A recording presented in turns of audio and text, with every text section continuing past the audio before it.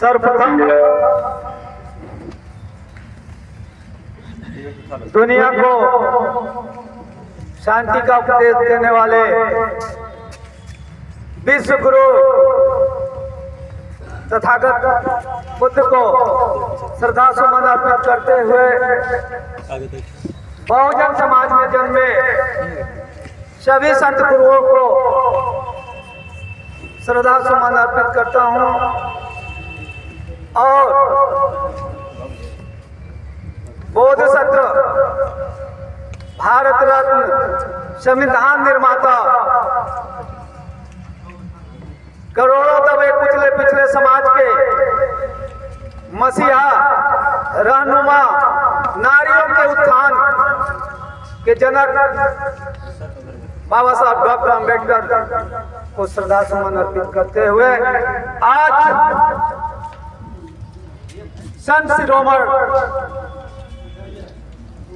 रैदास को श्रद्धा सुमन अर्पित करता हूं और यह कार्यक्रम राष्ट्रीय अम्बेडकर महासभा के तत्वाधान में आयोजित किया गया और संत रविदास छात्रावास के प्रांगण में किया गया, क्योंकि हम लोग कई वर्षों के बाद यहाँ उपस्थित हो रहे हैं। मैं सर्वप्रथम इस कार्यक्रम के बतौर मुख्य अतिथि आदरणीय जवाहरी साहब CDPO बढ़लगंज गोरखपुर को बहुत बहुत आभार व्यक्त करता हूं और इस कार्यक्रम पर मंचासीन हम लोग के बड़े भाई परम आदरणीय श्रद्धे सत्यानंद गौतम साहब पूर्व ADGC, बड़े भाई विजय कुमार साहब और हमारे भाई श्रद्धे राधेश्याम जी और श्रद्धे एडवोकेट रामानुज राव साहब और सम्मानित कई अधिवक्ता गण भी इधर अगल बगल में भी दिख रहे हैं। हमारे छोटे भाई हैं और हमारे कनिष्ठ भाई उपस्थित सभी छात्रावास के बंधुओं, आपका बहुत बहुत आभार व्यक्त करता हूं कि आपने इस कार्यक्रम में आया। सम्मानित साथियों, जो विषय आज का है एक दोहा के रूप में मैं कहना चाहता हूँ। रैदास ब्राह्मण मत पूजिए जो होवे गुणहीन, पूजहु चरण चंडाल के जो हूँ गुण प्रवीण। रविदास जी कहते हैं यदि ब्राह्मण गुणों से हीन हो तो उसे सम्मान मत करो, यदि चंडाल गुण और ज्ञान से प्रवीण हो तो उसका सम्मान करो। रविदास की वाणी दूध का दूध पानी का पानी कर देती है। उनका मानना है कि ब्राह्मण कैसे पूजनीय हो सकता है जब प्रत्येक मनुष्य एक ही तरह से एक ही माँ से जन्म लेता है और एक ही तरह से उसके शरीर का निर्माण होता है। तो फिर मनुवाद कहाँ से आ गया, वर्ण व्यवस्था कहाँ से आ गया और कैसे कैसे 6443 जातियों में हम सभी को बांटने का काम मनुवादियों ने किया। यह बहुत ही बड़ी विडंबना की बात है। जब इतने महापुरुष संत रविदास से लेकर कबीर, कबीर से लेकर ज्योतिबा राव फूले, सावित्रीबाई फूले, फूलन देवी, फातिमा से तमाम हमारे महापुरुषों ने पुनर्जागरण काल से लेकर आज तक जो आंदोलन किया है वह वंदनीय है, पूजनीय है। और साथ ही साथ अगर इस देश में बाबा साहब डॉक्टर अम्बेडकर जैसे एक महान पुरुष, एक महान विधिवक्ता, एक महान सूर्य के समान हम लोगों को रोशनी दिखाने वाले बाबा साहब डॉक्टर अम्बेडकर अगर नहीं आते तो आज हमारी स्थिति क्या रहती। बाबा साहब डॉक्टर अम्बेडकर ने संविधान बना करके हमको जीने से लेकर के संघर्ष करने तक यानी 4 प्रकार का आरक्षण की भी व्यवस्था बाबा साहब डॉक्टर अम्बेडकर ने दिया। शिक्षा पाने का अधिकार, नौकरी पाने का अधिकार, प्रमोशन में आरक्षण का अधिकार और राजनीति करने का भी अधिकार। अगर ये 4 प्रकार का आरक्षण नहीं रहता तो आज मनुवादी सोच के लोग इस कुर्सियों पर बैठने के लिए आपको नहीं पूछते। धन्य है बाबा साहब डॉक्टर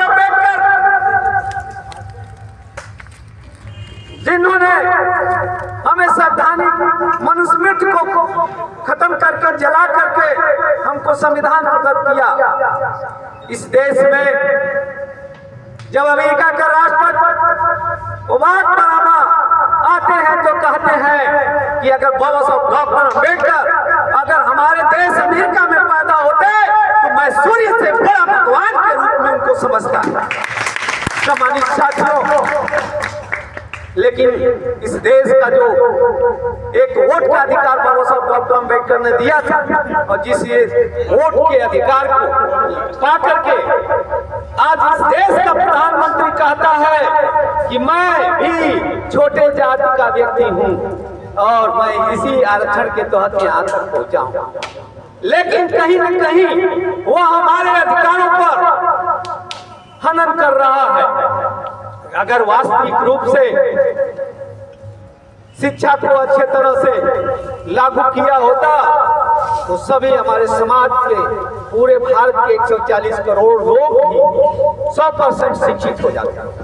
लेकिन सवाल इस बात का है कि अभी पिछले वर्षों में नई शिक्षा नीति ला करके किस तरह से शिक्षा को वंचित करने का, दबे कुचले पिछड़े समाज को वंचित करने का जो षड्यंत्र कर रहा है वह आने वाली पीढ़ियों के लिए, हमारे ननिहाल बच्चों के लिए बहुत ही संवेदनशील है।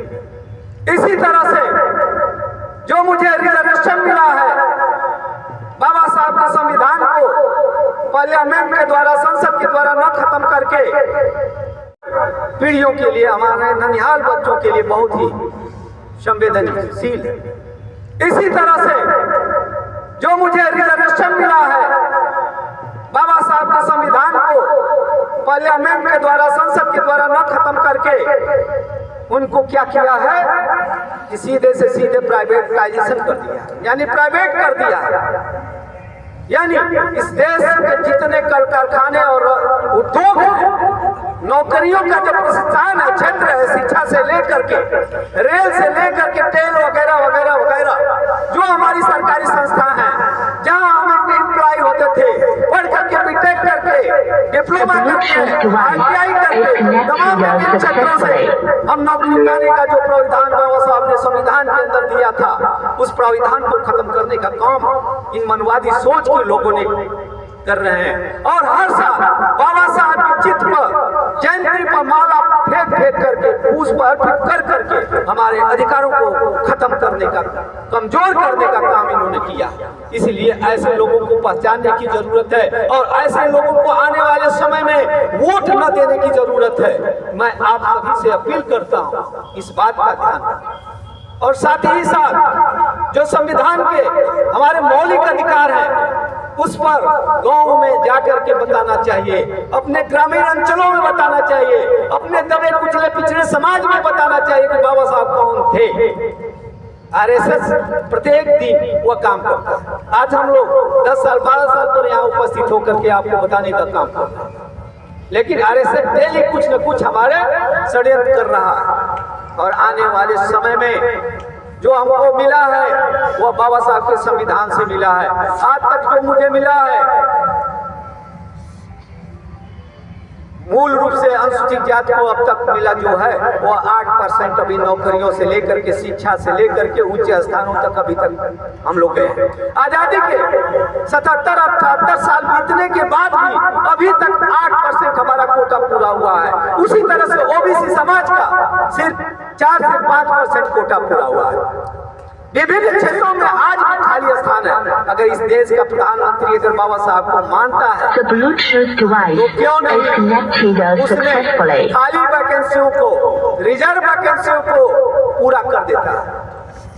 कहीं न कहीं वो हमारे साथ दुश्मनी साध रहा है। इस बात से आपको सजग रहने की जरूरत है। और जिस शिक्षा के गृह में आप आए हुए हैं यहाँ से मेहनत करके आपको अच्छी से अच्छी उच्च शिक्षा लेनी चाहिए। तमाम हमारे भाई हैं जो बीटेक इंजीनियरिंग से लेकर के हर क्षेत्रों में BEd और वगैरह बड़ी बड़ी शिक्षा और शोध विश्वविद्यालय में कर रहे हैं, लेकिन उनको शोध 4 से 5-6 साल लग जाते हैं। इसलिए लग जाते हैं कि 6 साल में अगर उनको शोध PhD की डिग्री प्राप्त होती है तो वो फिर कहीं वैकेंसी भरने लायक नहीं रहेंगे, उनका उम्र समाप्त हो। तो ये मनवादी सोच जो हमारे विश्वविद्यालय में बैठे हैं, जो हम पढ़ने में टैलेंट है, हर विषय में हम एक नंबर पर आते हैं, उसको ये मनवादी सोच के लोग बैठ कर देते हैं। इसलिए इनसे सावधान रहने की जरूरत है। मैं एक शेर के माध्यम से कहूंगा कि युवा के बल पर ही इस जग की आजादी पलती है, इतिहास भरपूर जोता है, जिस ओर जवानी चलती है, जिस ओर जवानी चलती है। मित्रों, ये जवानी है। अगर इस देश के संविधान के साथ अगर विश्वासघात इस देश का बैठा हुआ शासक करता है तो उनको हम लोग 85% के लोग बेनकाब करने का काम भी करेंगे। मैं पुनः एक और शेर कहूंगा कि मेरे सीने में नहीं तो तेरे सीने में सही हो कहीं भी आग, लेकिन जल्दी चाहिए, आग जल्दी चाहिए, वह आग जलाने का काम आप करेंगे। इसलिए मैं आपको इस बात करता हूं, आज तुम्हारी यादें है, कल मेरा तूफान आएगा, कल मेरा तूफान आएगा। जीत कलम तो चलने दो, कलम तो चलने दो, हर लफ्ज से इंकलाब आएगा, हर लफ्ज से इंकलाब आएगा। मैं अधिक आपका समय न लेते हुए मैं अपनी बात को विराम करता हूँ। नमो बुद्धाय, जय भीम, जय संविधान। आप सभी का आभार व्यक्त करते हुए मैं आज इस संत रविदास जयंती के कार्यक्रम का समापन की घोषणा करता हूं और आप सभी का आभार व्यक्त करता हूं। और साथ ही साथ मैं सूचना दूंगा कि जो साथी जिन बापू छात्रावास में अधिक कैलेंडर नहीं दिया गया है वो लोग कैलेंडर ले लेंगे। बाकी जे में भी कुछ साथियों को बाकी है और यहाँ के भी साथियों को बाकी है, तो आप कैलेंडर ले लेंगे। और पुनः हम लोग यहाँ जो संत रविदास छात्रावास की बात, हमने एक चबूतरा बनवाया था जबरदस्ती प्रशासन से, और यहाँ का जो नक्शा जो शुरू किया गया था, ये जो आप देख रहे हैं साइकिल स्टैंड वगैरह की व्यवस्था उनके नक्शे में नहीं थी, ये चारदीवारी वगैरह की व्यवस्था उनके नक्शे में नहीं थी, बाहर जो पानी का वो है नहाने का स्थान घर वो व्यवस्था नहीं थी। लेकिन हम लोग उस समय जबरदस्ती जब छात्रावास बन रहा था तो हम लोगों ने ठेकेदार को भी मारा गया था, और जो यहाँ का एक्सियन इंजीनियर था वित्त निगम का, उसको भी मारा गया था। वो वहीं बेहोश होकर के गिरने वाला ही था, वो भी एससी समाज का ही था। और ये छात्रावास जब एक मंजिला बन गया था तो एक ठेकेदार थे अल्पसंख्यक समाज के मुल्ला जी ठेकेदार थे और बड़े कमजोर बना हुआ था। लेकिन इसको फिर हम लोगों ने विरोध किया और विरोध करने के बाद फिर ये आ गया, फिर से निर्माण हुआ। जब छत लग रहा था तो उस छत में सरिया कम डाली जा रही थी, वहां भी विरोध किया गया था। उसी तरह से देखिए ये जो आज जो रुका हुआ छात्रावास है वही कारण उसमें भी लगा, इसीलिए वो रुका हुआ है, नहीं तो अब तक बना बन गया। इस तरह से हम लोगों ने बड़ा संघर्ष किया है और हमारे साथियों ने योगदान दिया है। और मेरा यहाँ का नाम मुझे लोक प्रभारी के नाम से जाने जाता है। पुराने कुछ साथियों को बाकी है और यहाँ के भी साथियों को बाकी है, तो आप कैलेंडर ले लेंगे। और पुनः हम लोग यहाँ जो संत रविदास छात्रावास की बात, हमने एक चबूतरा बनवाया था जबरदस्ती प्रशासन से, और यहाँ का जो नक्शा जो शुरू किया गया था, ये जो आप देख रहे हैं साइकिल स्टैंड वगैरह की व्यवस्था उनके नक्शे में नहीं थी, ये चारदीवारी वगैरह की व्यवस्था उनके नक्शे में नहीं थी, बाहर जो पानी का वो है नहाने का स्थान घर वो व्यवस्था नहीं थी। लेकिन हम लोग उस समय जबरदस्ती जब छात्रावास बन रहा था तो हम लोगों ने ठेकेदार को भी मारा गया था, और जो यहाँ का एक्सियन इंजीनियर था वित्त निगम का, उसको भी मारा गया था। वो वहीं बेहोश होकर के गिरने वाला ही था, वो भी एससी समाज का ही था। और ये छात्रावास जब एक मंजिला बन गया था तो एक ठेकेदार थे अल्पसंख्यक समाज के मुल्ला जी ठेकेदार थे और बड़े कमजोर बना हुआ था। लेकिन इसको फिर हम लोगों ने विरोध किया और विरोध करने के बाद फिर ये आ गया, फिर से निर्माण हुआ। जब छत लग रहा था तो उस छत में सरिया कम डाली जा रही थी, वहाँ भी विरोध किया गया था। उसी तरह से देखिए ये जो आज जो रुका हुआ छात्रावास है वही कारण उसमें भी लगा, इसीलिए वो रुका हुआ है, नहीं तो अब तक बना बन गया। इस तरह से हम लोगों ने बड़ा संघर्ष किया है और हमारे साथियों ने योगदान दिया है और मेरा यहाँ का नाम मुझे लोक प्रभारी के नाम से जाने जाता है। पुराने जितने हमारे वरिष्ठ और हमारे साथ के क्लास फेलो साथी हैं वो मुझे खाली प्रभारी के नाम से बताएंगे कि वो प्रभारी जी आए थे, तो सब लोग समझ जाएंगे कि हाँ चंद्रिका भारती जी। और हम लोग रातों दिन काम करते थे, मिशन पर काम करते थे, जहाँ हमारे साथियों पर अत्याचार होता था। इसी थाने में 3 साथियों को बंद करके मारा गया था पुलिस ने, चोरी चोरा की घटना की तरह याद दिलाया था। लेकिन हम लोग 10 बजे रात तक एसएसपी महोदय के आवास को घेरने का काम किया। और इतना ही नहीं, ये मछली मंडी आंदोलन में 1 महीने का आंदोलन हम लोगों ने चलाया था और डिम्पल वर्मा जिलाधिकारी का आवास आप लोगों ने घेरने का काम किया था। यही समाज के लोग, यही विद्यार्थियों ने 400 जो छात्रावास में विद्यार्थी थे वो घेरने का काम किए और गोरखपुर बंद करने का भी काम आप लोगों ने किया है, तो इतिहास है। और अगल बगल के तमाम लोग हम लोगों से, तमाम बड़े बड़े व्यापारी हम लोगों से वो करते थे। यहाँ पर मारपीट भी बहुत गंभीर प्रकृति से हुआ था, उसके लिए भी हम लोगों ने आंदोलन, बहुत सारे आंदोलन किए थे। एक महिला डाइट में आई थी, जो उनका विशेष बीटीसी का प्रशिक्षण चल रहा था, वो रहने वाली खजनी क्षेत्र की थी, उनके साथ गलत कार्य वहाँ के बाबू द्वारा किया गया था। उस महिला और उसके भाई यहाँ ने छात्रावास में आकर के बताया था, उस समय योगी बाबा का कर्फ्यू चल रहा था। उस समय हम लोगों ने उस विद्यालय में, नॉर्मल विद्यालय में 50 साथियों ने रणनीति बना के घुसा था और अपने ही समाज की वहाँ की प्रधानाचार्य थी जयसवार करके, उनके कपड़े फाड़े गए थे और वहाँ न्याय मिला और एफआईआर दर्ज कराया गया। तो ये बहुत सारे आंदोलनों की हम लोगों ने सूत्रधार रखा है और आप लोगों से फिर हम लोग निवेदन करेंगे कि आप भी हमेशा जागरूक रहिए और आने वाले समय में हम लोग हर साल यहाँ संत रविदास की जयंती मनाएंगे और साथ ही साथ हम लोग एक चाहते हैं कि एक हाफ कद का एक स्टैचू यहाँ हमारी पहले से सोचती कि यहाँ हम लोग ये चौतरा मैंने बनाया है, यहाँ एक स्टैचू संत रविदास की बनाई जाएगी, चाहे जिस मद में। यह हम लोग आज निर्णय करते हैं कि इसके लिए हमारे जितने छात्रवासी बंधु जो अधिवक्ता हैं, इंजीनियर हैं, डॉक्टर हैं, पीसीएस अधिकारी हैं, उनसे सहयोग करके हम लोग यहाँ संत रविदास की एक स्टैचू लगाएंगे और साथ ही साथ जो अगल बगल के भी छात्रावास हैं वहाँ पर भी हम लोग कार्यक्रमों का काम करने का काम करेंगे, जयंतियाँ मनाने की काम करेंगे। जैसे कि ज्योतिबा फूले जयंती 11 अप्रैल, तो वहाँ भी हम लोग इसी समय का समय रहेगा, शाम को ही। आप लोग आज ही से बता दिया जा रहा है कि वहाँ भी हम लोग कार्यक्रम ज्योतिबा फूले जयंती का कार्यक्रम हम लोग शाम को ही करेंगे और सारे लोग बोल बंद करके सारे छात्रावास बापू छात्रावास है वहाँ भी किया जाएगा, लेकिन वहाँ का नाम को थोड़ा सा हम लोगों को बदलना पड़ेगा, या तो मानव राम से रख लीजिए।